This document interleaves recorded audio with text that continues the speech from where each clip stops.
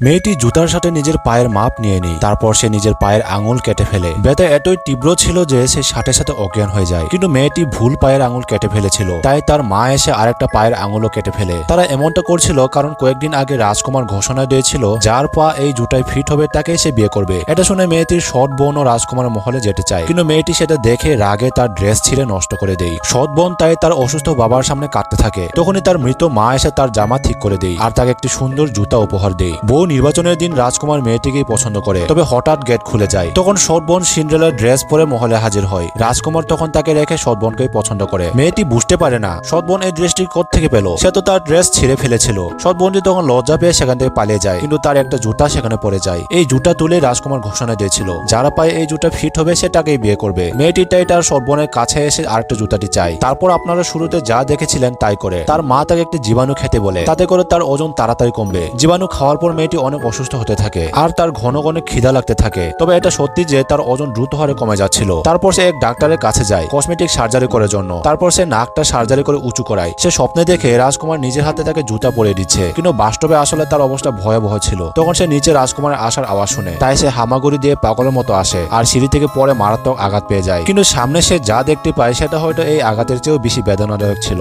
সে দেখে রাজকুমার তার সৎ বোনকে রানী হিসেবে বেছে নিয়েছে, যাকে তারা সারা জীবন কাজের মেয়ের চেয়ে বেশি কিছু ভাবে নাই।